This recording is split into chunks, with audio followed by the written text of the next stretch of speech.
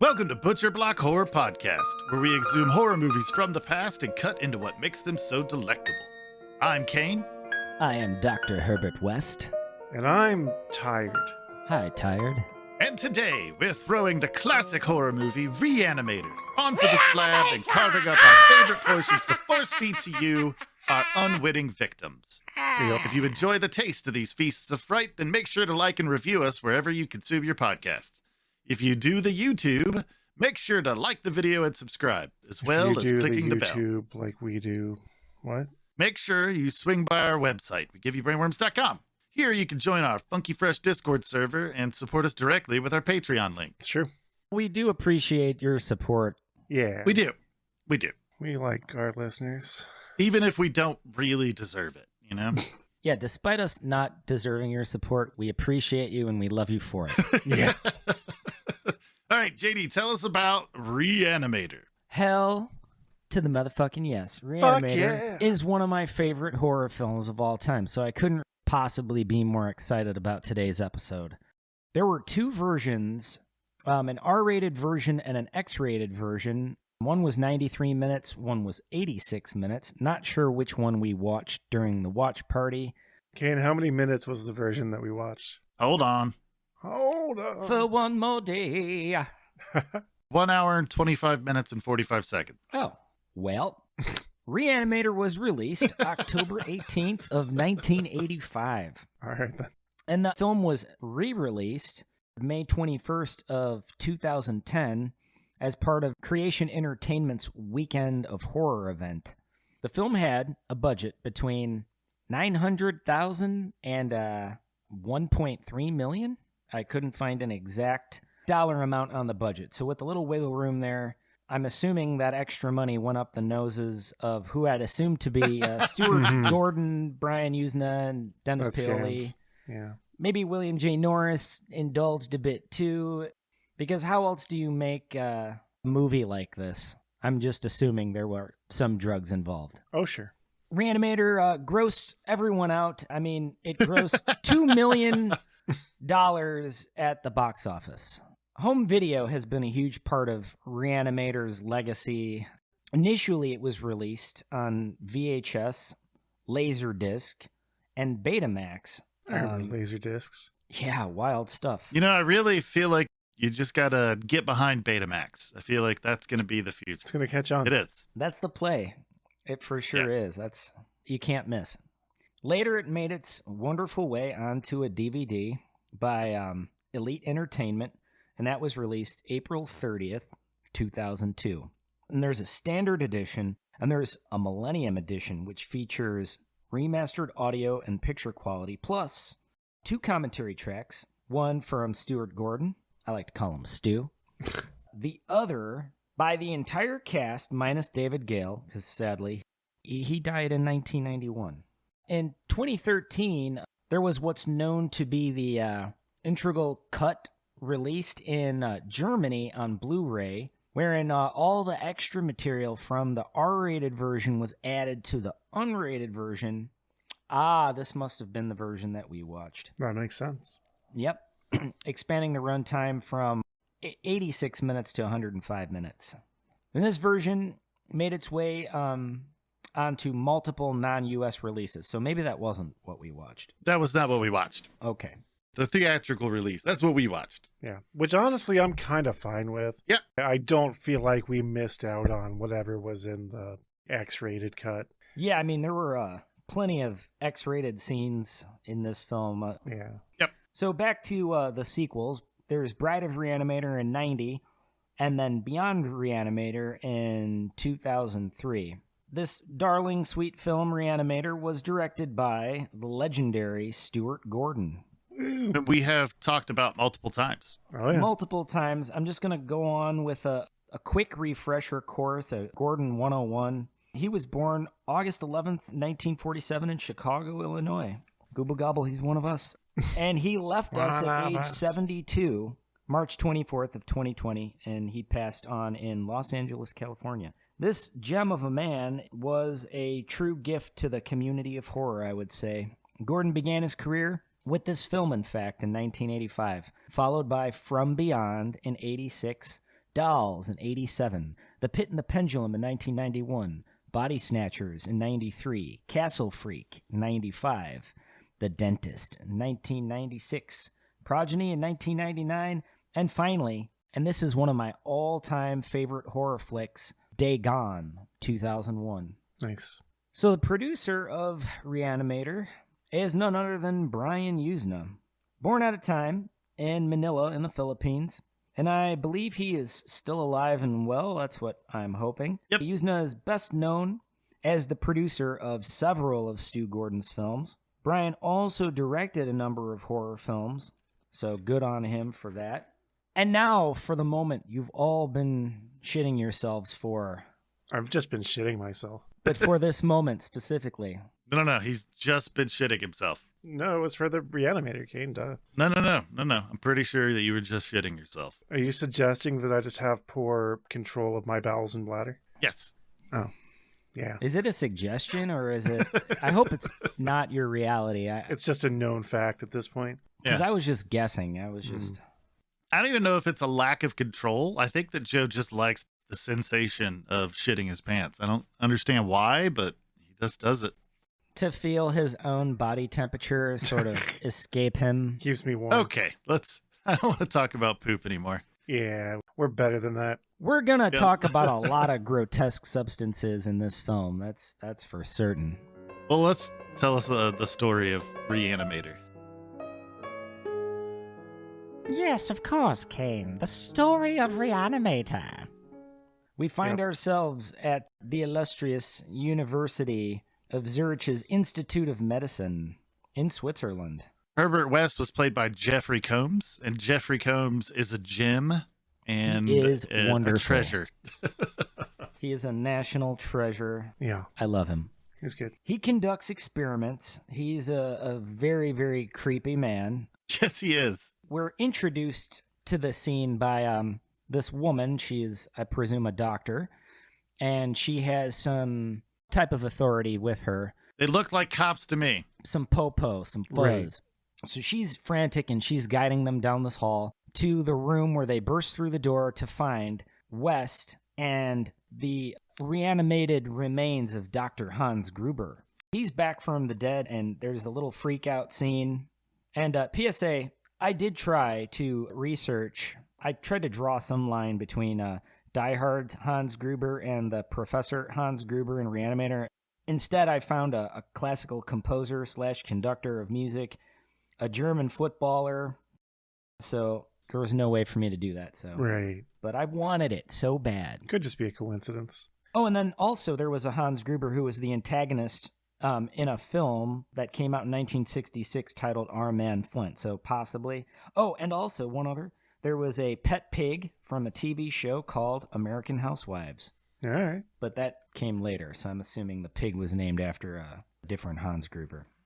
Anyway, sorry for the detour. That was definitely a detour. I don't know that I needed that education. I liked it. How many characters have been Hans Gruber, to be honest. I thought it was interesting, JD. Never stopped being you. My favorite Hans Gruber was the Die Hard Hans Gruber, even though this Hans Gruber was a pretty serious, frantic zombie. But I liked watching Hans Gruber fall from that skyscraper because he was such a SOB. Anytime you can watch a movie with Alan Rickman in it, it's Yeah. probably his character's going to be pretty good. Oh, always. That dude was so cool. Let's get back on track where Herbert We don't have West. to. I feel like a bass right now. Like it just pulled me out of the water and you're reeling me in. I'm just flopping around all, you know. What the fuck? Just get me in the boat. Joe's got the net. Scoop me. Okay. And then All right. smash you over the head and then skin Blast you. me over the head, skin me, and then inject me with some reanimator fluid. No, we're gonna carve off fillets and probably Have do lunch. like a beer batter. cornbread Yeah, batter, I was going to you know? suggest, a little beer batter. Wow, now I'm a fish that's to be eaten by the likes of you both. What the fuck are we talking about? It's I don't it's know. a horror Let's podcast. all right, so Hans Gruber, the doctor, died. West reanimated him. Yeah, His eyeballs exploded because West used too much solution, which was pretty Way cool. too much. and then we end up back in the U.S. Yes, exactly. Anyway, this reanimator fluid, I must note, it comes with some horrific side effects. West explains that, if the dosage is too large, things go wrong, very, very wrong. He was accused of killing Gruber by these authorities and the doctor. And he's like, no, I gave him life. Yeah, exactly. He gave him life. So now, okay, fast forward to what Kane said. We're back in the United States. Back in the USSR. Exactly. Exactly not. No, we're at Miskatonic University in Arkham, Massachusetts. At the Miskatonic University Medical Facility. Yep. Yes. In order to further his studies as a medical student, and it's there where we meet fellow student Dan Kane. Not to be confused with Dean Kane. Yeah. Who was played by Bruce Abbott. Dean Kane was played by Bruce Abbott? No, Dan Kane was played by Bruce Abbott. Okay. Dean Kane was played by the right and now is like a talking stooge. He had that one successful Superman role and then Lois and Clark. and then got real right wing and weird. Yep. Do you think it's like if you have that one show that you do well with, you end up being like a weird right wing stooge in the end? Because the same thing happened to Scott Baio. It's true. Wait a second. Charles in Charge is a right-wing stooge? Oh yeah, in a big way. Chachi? Are you shitting me? I'm not shitting you. Oh my God! What? Look at his Twitter. No, don't. Oh, maybe I don't want to. Yeah, I don't think I can handle it. Yeah, that's not a place you want to hang out. So don't play peekaboo with Chachi's Twitter, people. Just move on. Playing peekaboo with Chachi's Twitter. A lot could be inferred from that, and I don't like it. I don't like it at all. Well, if I'm ever in a band again, that's the first album's Chachi's Twitter. No, playing peekaboo with Chachi's Twitter. I'm here That's for it. that's Oh God. the direction it's headed. So Kane, you're in that band, by the way. You're the singer. Oh God. Just letting you know. I'm gonna retire early. Just so you know. I did everything I was gonna do. All right, Or we could be called 89 Alfred. That was something I picked out of one of the episodes Yeah, from that's earlier this season, and I was just like, damn, that's a cool band name. That is a cool band. 89 Alfred. Yeah. You're right. It's fucking sick. Compliments of Kane, people. Yeah. So when we arrive at the Miskatonic University Medical Facility, what do we see? What's happening? So my notes led me down to the basement already. We're skipping the introduction to Dan Kane trying to save a lady's life. JD, skip whatever you want because the faster we get through this, the faster I can go back to sleep. Shut up, Joe. They're tired of your bullshit. Yeah, let's not skip that. That's an important... Well, I mean, I mostly just wanted to talk about the fact that there's a Dr. Herod, and she's played by Carolyn Purdy Gordon, which is Stuart Gordon's wife. And she pops up in a lot of Stuart Gordon projects. And she does a phenomenal job as a very poker-faced... Stern-faced, very much so. We get a little bit of insight into Dan Kane because he's trying to save this woman's life. And Dr. Herod is like, look, she's gone. There's nothing else you can do. And he's so passionate. Yeah. Like he wants this woman to live. So that's why, I feel like it leads us in a direction where we kind of get a better understanding of why he's able to like kind of work with Herbert West, because he is passionate about saving lives. Sure. Yeah, absolutely. And really him and West are like these polar opposites in a sense. I mean, their motivations to want to reanimate. They're different. Yeah, super different. So yeah, like West wants fame and to be lauded, and Dan Kane wants to bring people back. He wants to save their lives. Mm-hmm. And West is he's a little bit of a cuckoo bird. I mean, that's the scientific name for what he's suffering from. Yeah, cuckoo bird is a medical term. Yeah. Yep. It's a science. Anyway. Science. In the mental health community, it's a well-respected term. Right. So yeah, it's in this location where he finds Dan Kane's wanted ad for like a rental, not necessarily a roommate, but he's offering some space. Yeah. Renting a room. And so West approaches their home and... Well, I mean, I think we're kind of skipping the introduction. We go from that sad moment where Dan Kane has failed to save that woman's life to him doing the sex with Megan Halsey, who is the dean's daughter and is played by Barbara Crampton. Mm-hmm. Who is one of the most phenomenal horror actresses or just actresses, period. And it's after their coitus, we get to hear how she's kind of hiding her relationship with Dan Kane from her father, who is the dean. Right. And he's like joking with her and they're like head towards the door and she's got to leave so her dad doesn't find out. And then she opens up the door and there's like stone-faced creeper fucking Herbert West. And so that's Freaking how me they're out. introduced. Yeah, he doesn't blink once throughout that entire scene. So It's I don't know so how Jeffrey Combs did it, uncomfortable. but yeah, it was incredible. They must have had somebody on set with like eye drops. Or, and I'm just going to put this out there, they would film, call cut. He would be able to blink, rest his eyes, and then they would start again. Or they just did cutaway shots and then edited it together. So Exactly. It was yeah. still impressive to me. I'm Just sure it was even movie the- magic that allowed Yeah. Jeffrey Combs to be unblinking through this entire exchange. or Jeffrey Combs just doesn't blink in real life. He just doesn't.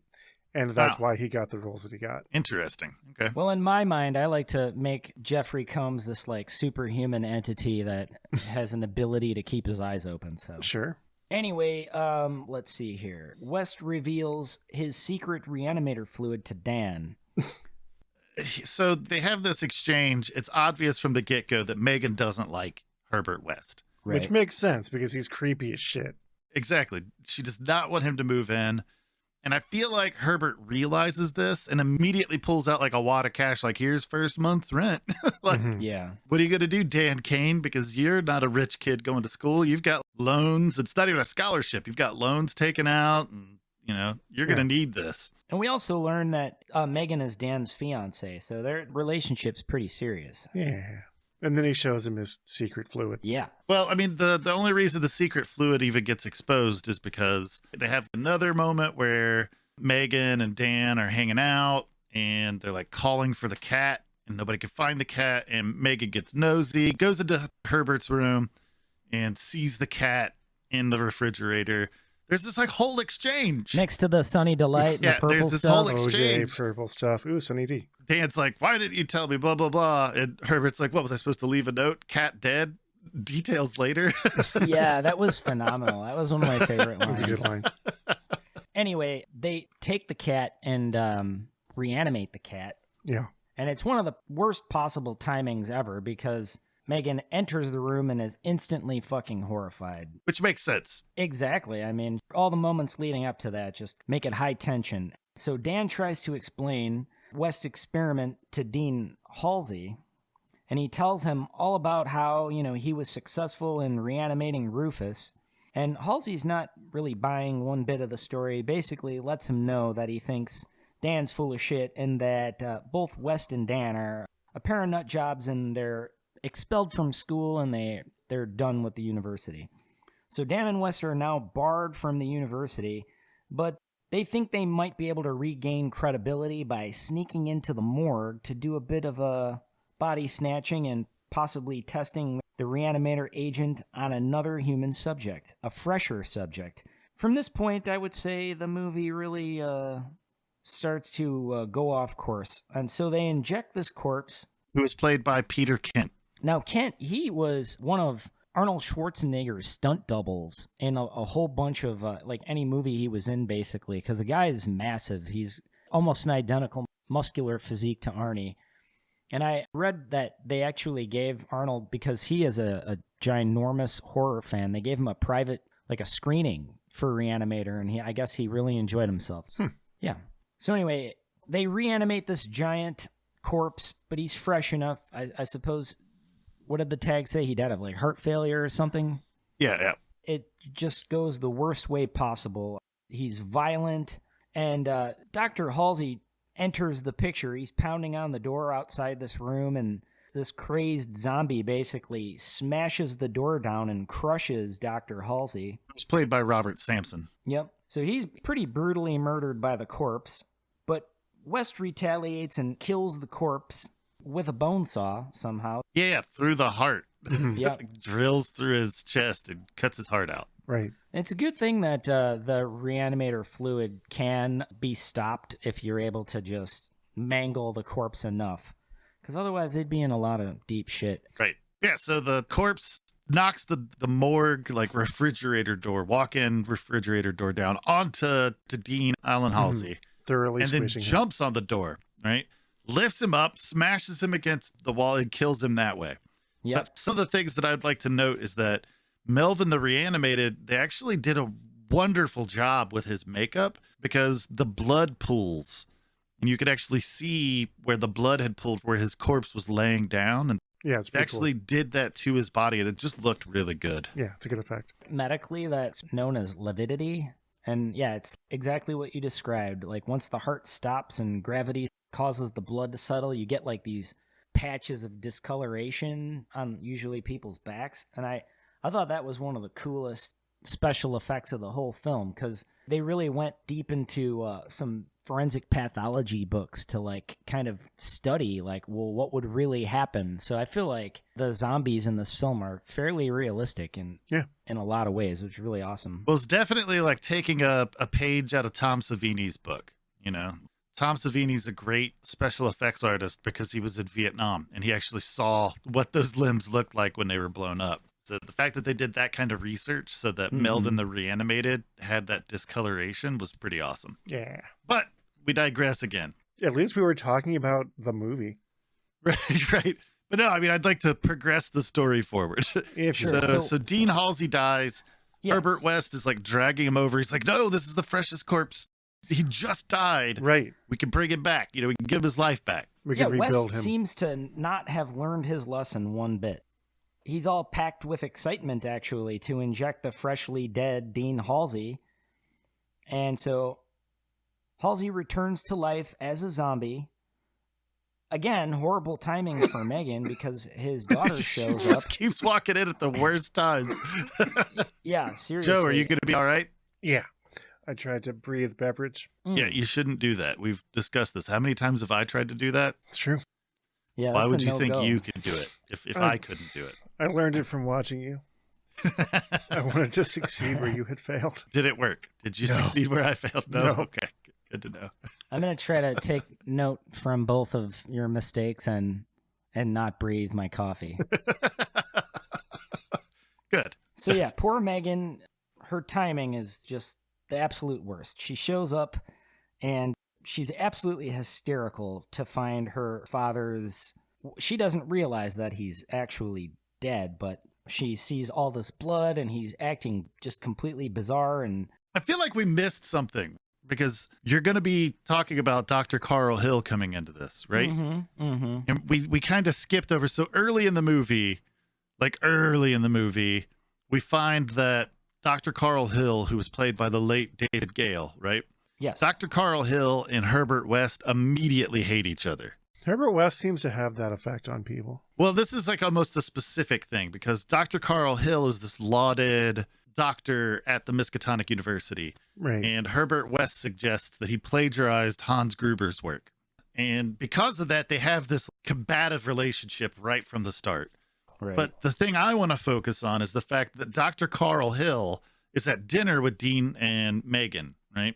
And is just a fucking creep the whole time towards Megan. Oh, yeah. Megan's like in her 20s. This guy's in his 60s.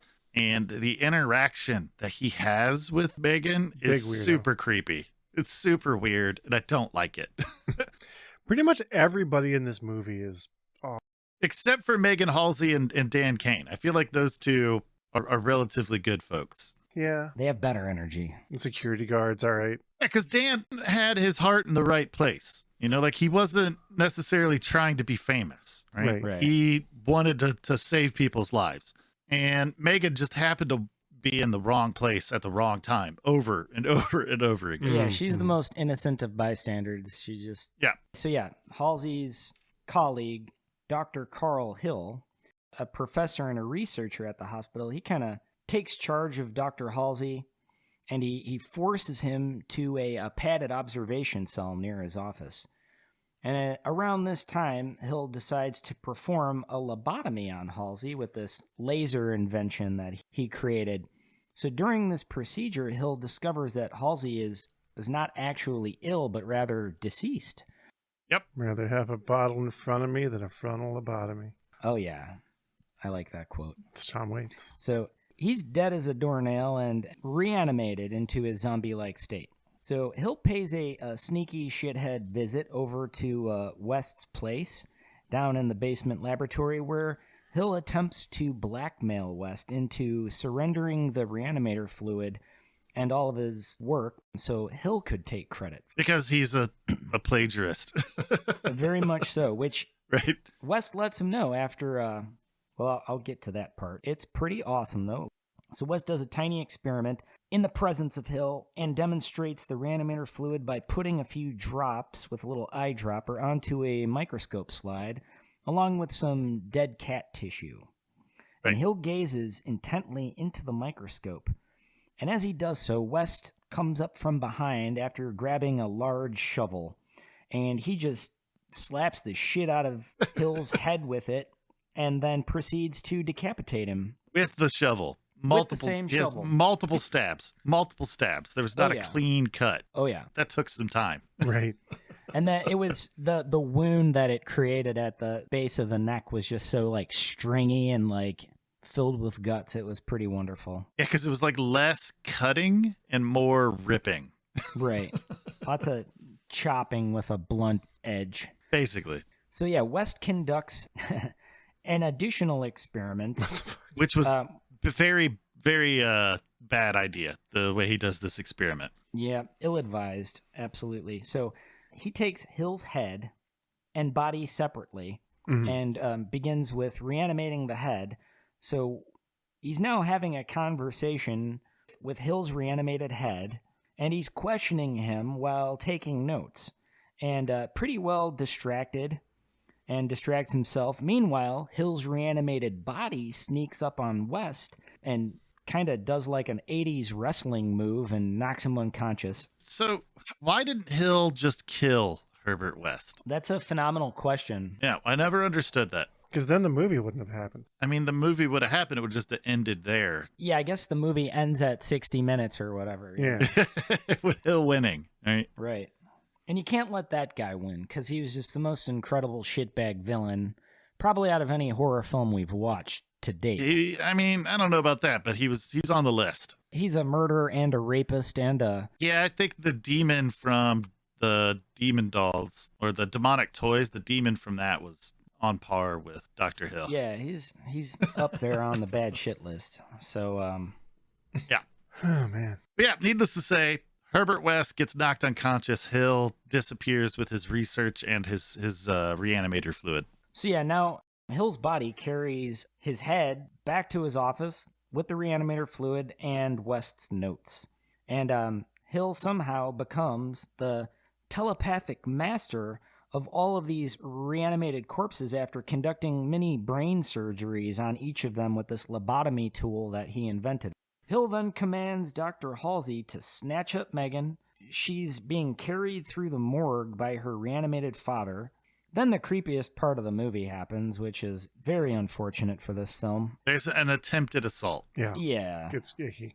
It's pretty icky, but it does get interrupted. Which again makes me happy that we didn't get any kind of like director's cut or fully extended edition of this movie. Yeah, showing more wouldn't have been okay.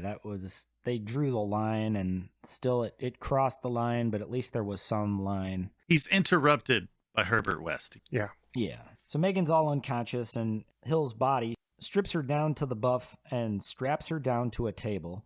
And that whole awful scene begins. She regains consciousness, finds herself being assaulted by Hill's bloody body, holding his severed head, and he's just being gross. West storms in. Yep. Yeah. And immediately starts talking shit, which I think is one of the best interruptions ever, because he's just like, ugh, can't believe you.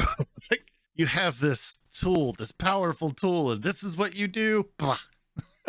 Yep. Pretty awesome. So Dr. Hill reveals to Dan and West that he's taken control of the zombie horde through the series of lobotomies he'd performed earlier. And there's something very special about a parent's love, because Megan's voice somehow reawakens some protective paternal instinct in her father. And he actually ends up helping the situation somehow. Mm-hmm. And he goes to beat the shit out of a few of the other corpses and frees Dan. Yeah. And so Dan and Megan narrowly escape this horror scene. A lot of the fight choreography, I guess, in this movie had a very kind of wrestling feel to it. It really did. Yeah, big dramatic sweeping motions. Yeah. So through all the ensuing chaos, West sticks Hill's bod once again, this time with a lethal overdose of the reagent. Now, mind you, the reanimated Dean Allen Halsey has got a hold of Dr. Hill's reanimated head, and it's like crushing it. Right. And it was really awesome. That was a fun... It was a good squish. It was. Kind of started with the thumbs in the eyes and proceeded to squeeze. I would like to talk about the unsung hero, which was Mace, the security guard. Oh, yeah. That guy was great. Who's played by Jerry Black. And initially, he shows up and he's going to like get involved. And then he sees what's happening and he's like, fuck this. I don't get paid enough. Exactly. Gets the hell out. Hill's body is sort of like grotesquely mutated and he attacks West. West screams out to Dan, pleading with him to save his work as he's being dragged off into this smoky, dreamlike, I don't even know what was happening. By intestine. The guts or whatever from inside. Yeah, it was just pretty horrific and awesome, but it was very dreamlike, that whole ending sequence. These monstrous entrails kind of drag him off. So Dan finds the satchel containing West's Reanimator notes and all of that stuff. And the juice. Yeah, the juice. The juice. Which had an incredible screen presence, if I may add. It did. It really did. Yeah, it reminded me a lot of the Ninja Turtle ooze, though. The mutagen. The mutagen? Yeah. Yeah, the fluid was actually what's known as luminol, which is exactly what we'd find inside of a glow stick. It was very glowy the whole movie. Yeah. So Yep. That makes sense. Yeah, so Wes gets dragged off. We see Dan and Megan rushing to the elevator. Yeah, they're on their way out, but not before Megan is mauled by a reanimated corpse. He grabs a hold of her throat. He's choking the shit out of her, and Dan panics and needs to go bust out one of the emergency axes, hacks this corpse's arm off, and he thinks that he's sort of saved Megan, but it really was just a shade too late. Yeah, her trachea was crushed. Yeah, she passes. However, no one learns their lesson in this film. Dan rushes her off onto the emergency room table, and, they're doctors, a team of doctors, including Dan. They're trying to perform some effort to resuscitate her, and that effort has failed. And so as a last resort, the ending scenes of the film, we find Dan gives Megan an injection of the Reanimator fluid, very stupidly. And as the screen fades to black, we hear a scream, so we can only assume that the horror continues. And indeed it did, because there were 2 sequels. It's a good sequel. Yeah, right. Real quick, I'm going to talk about the score. It was done by Richard Band. It was good. That's all I need to say. Yeah. There's horror movie tracks that people play during Halloween, and that song is always in, like the Reanimator song is always being played in those haunted soundtracks that you'll hear when you're walking through a neighborhood.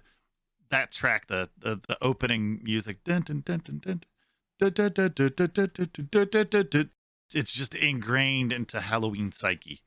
I've heard it at Party City before. Yeah. Just kind of playing. I love that. For sure. It's really good. And Richard Band, he knows how to set the stage and the mood of a film by his amazing ability to write a great score. It's always nice to hear a Richard Band soundtrack. It really is. It really is. And oftentimes, as we've talked about many times before, the soundtrack is usually the best part of the movie. I feel like this is one of those occasions where the soundtrack is just kind of on par. Like they're both really good. Oh, yeah. Joe, why don't you tell us about the cinematographer and then a little bit about the writer? Yeah, I can do that. The cinematographer was Mac Alberg, who we've talked about before, a Swedish cinematographer, frequent Charles Band collaborator.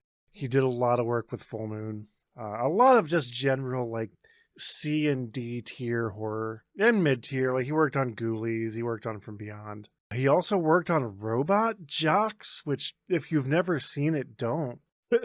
Fair warning. Yeah. He also was the director of photography for the Michael Jackson Black or White video. And he did some directing, but it was almost exclusively what looks like softcore porn from the 60s and 70s. I mean, that tracks. Some Red Shoe Diaries. Stuff like The Daughter, I, a Woman, Part 3, and Fanny Hill. That looks very pornographic. Yep. And, that's that. I guess I could talk about the writing if you want.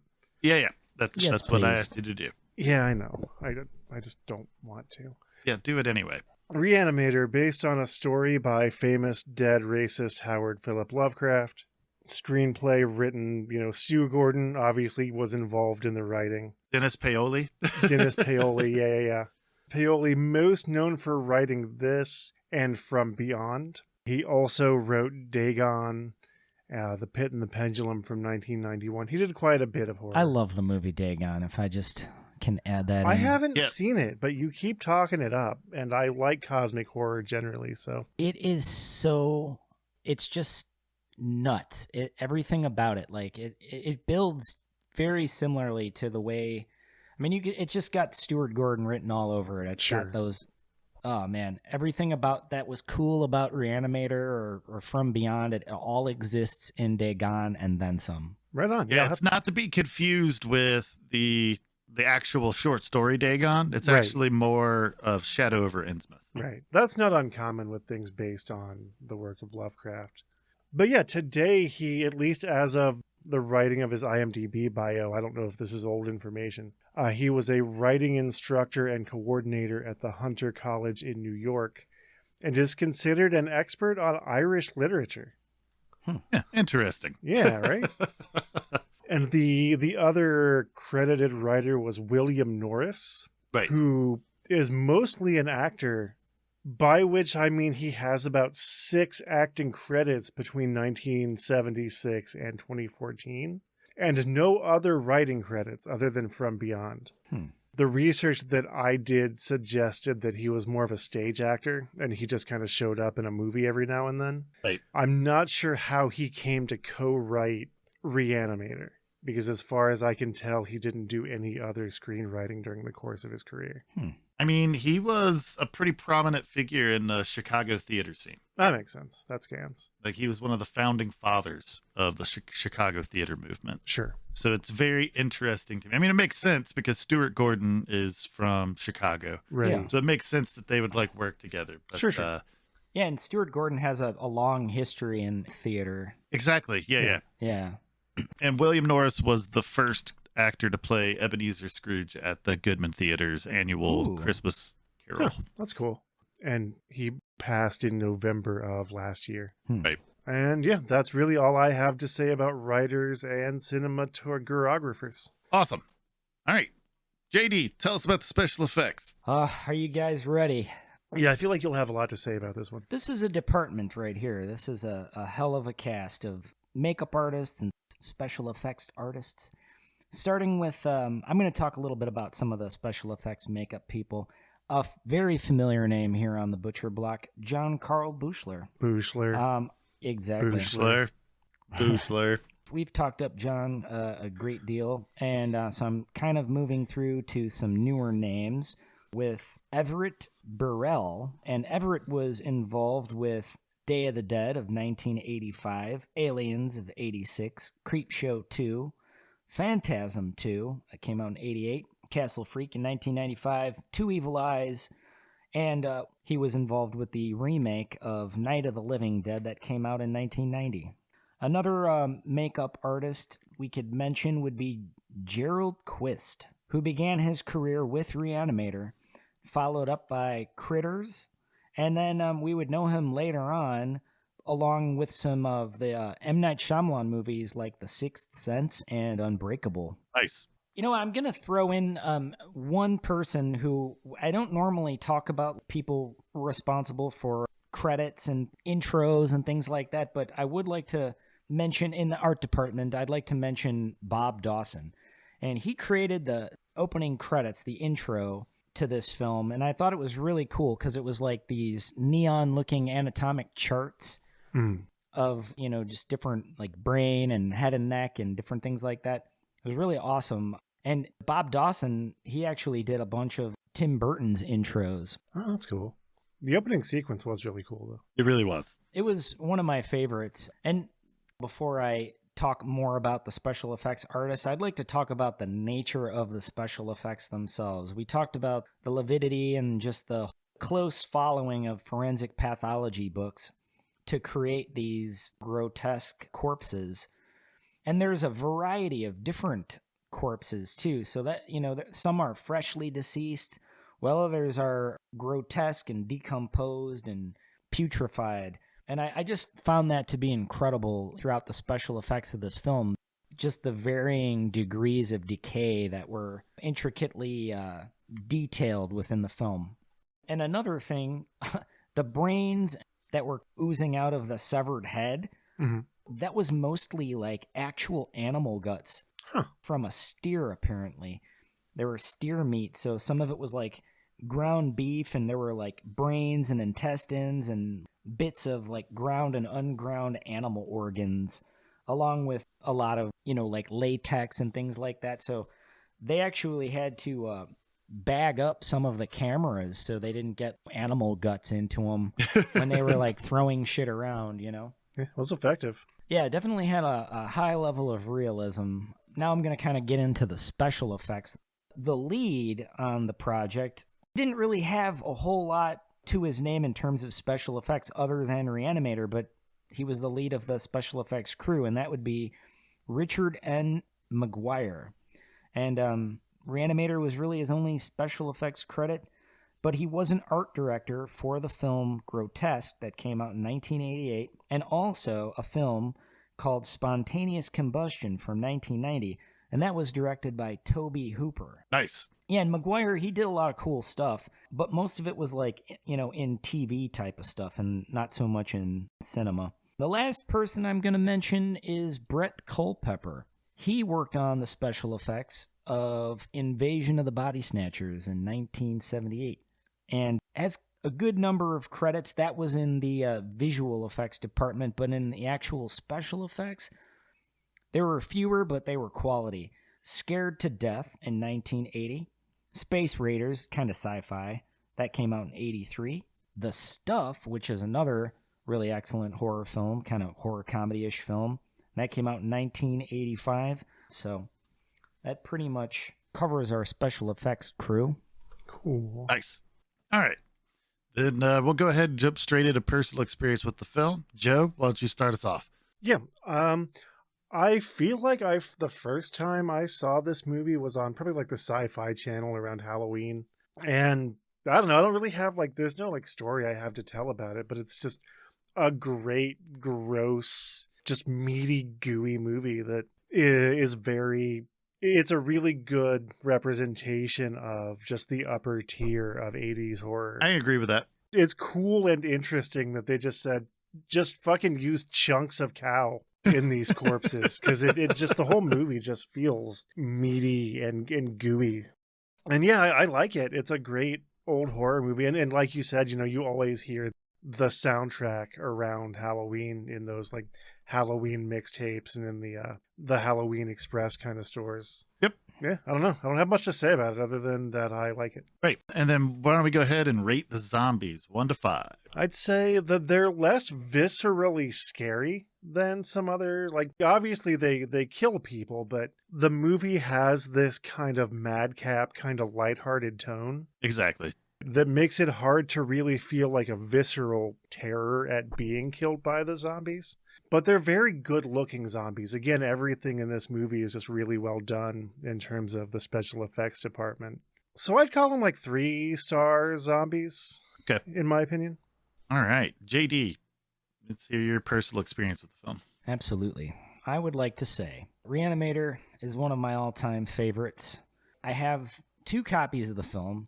One's VHS, which I cannot watch. I no longer have a working VHS player.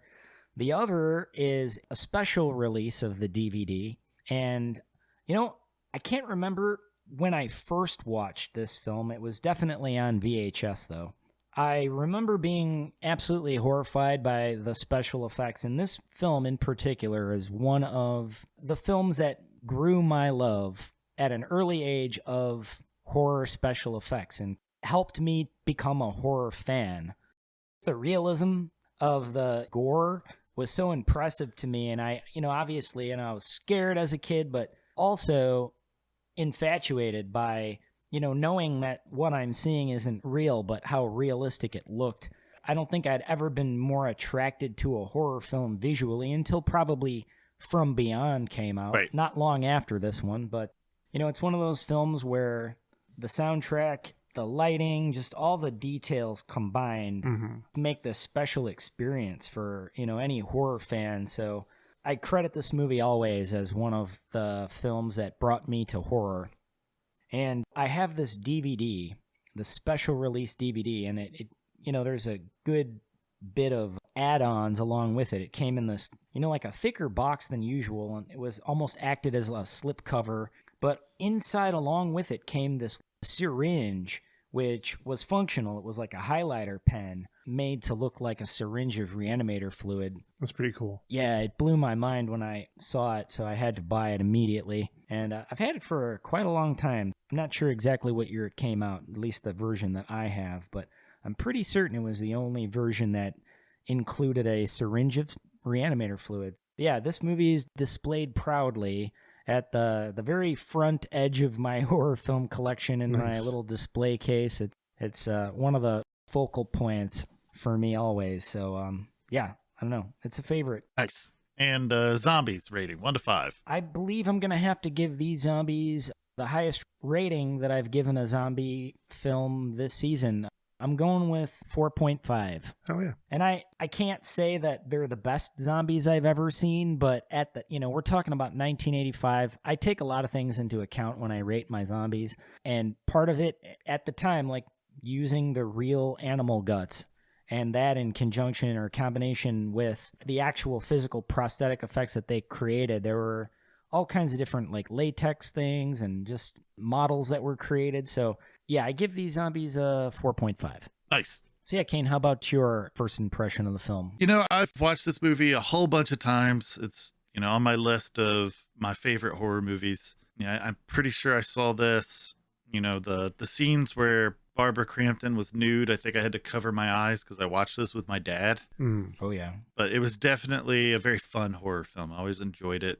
It had a lot more of I think we talked about it a little bit during the watch party about how it had some kind of touches of Evil Dead with the kind of slapsticky horror elements that were in it. Definitely. But it's, it's always, if the opportunity to watch it comes up, I'll take it because I enjoy the movie that much. Oh, yeah. As far as the zombies are concerned, I think they looked really, really good. Again, they weren't really scary. I think they were more pitiable than they were scary. So that ends up knocking them down a little bit for me.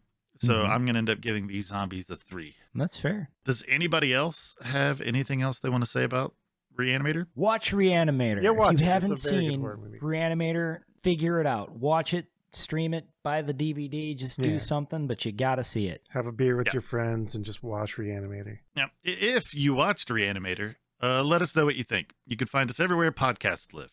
Remember, if you do the YouTube, you need to click the like button and subscribe. And click the bell. And click the bell. And next week, we're watching Pontypool, which is a very different form of zombie movie.